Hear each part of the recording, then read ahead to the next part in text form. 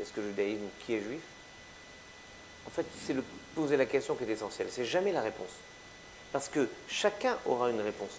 Puisque chacun et chacune est la référence juive de ceux qui n'ont pas de référence juive. Être juif, l'identité juive, c'est compliqué. Première chose. Deuxième chose. C'est compliqué, mais heureux. Il y a une identité joyeuse. Il est marqué dans les textes « Ivdu et Hashem besimcha ». Servez l'Éternel dans la joie. Finalement, à quoi est résumé l'essentiel du judaïsme? Essayez de faire apparaître un sourire sur le visage des gens malheureux. Est-ce que ce n'est pas notre destinée à nous? Mais qu'est-ce que nous demande le judaïsme?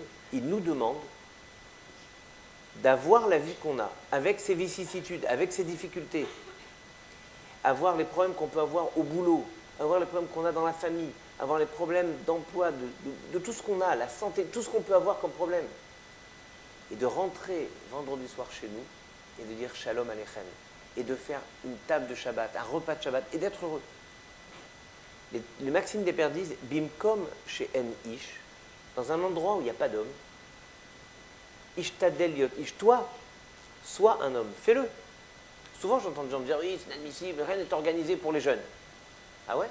Moi ce que j'aime par exemple dans l'UEJF, c'est qu'ils n'ont pas entendu qu'on structure la question des jeunes.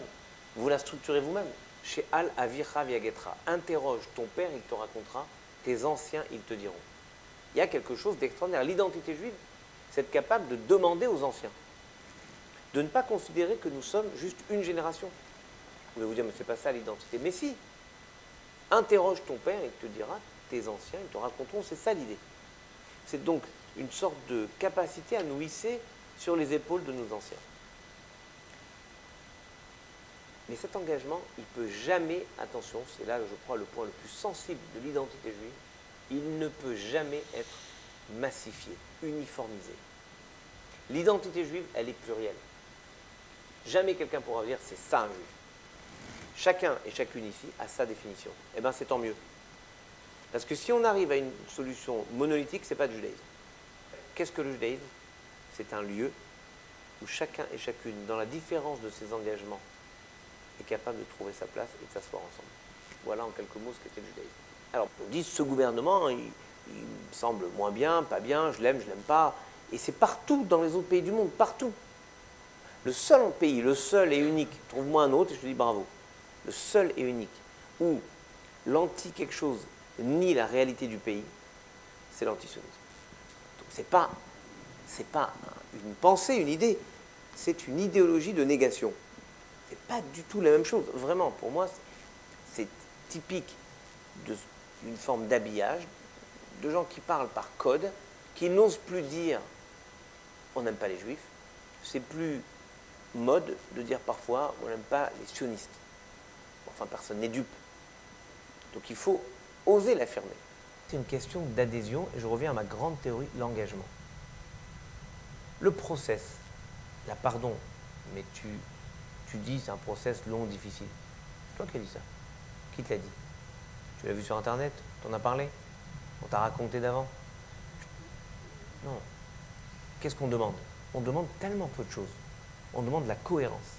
Qu'est-ce que c'est la cohérence? Ça veut dire, on ne peut pas dire, quelqu'un juif, il peut dire je fais ou je fais pas, je fais ce que je veux. Ok. Quelqu'un dit je veux devenir juif. Alors, comme on ne peut pas définir ce qu'est juif, la seule chose qu'on puisse définir, ce sont les commandements. Les 613 commandements. On ne demande pas 613, on demande en gros une cohérence sur le respect du Shabbat et des fêtes, manger kasher et avoir une vie juive communautaire. L'UEJF, d'ailleurs, de ce point de vue, est très aidant.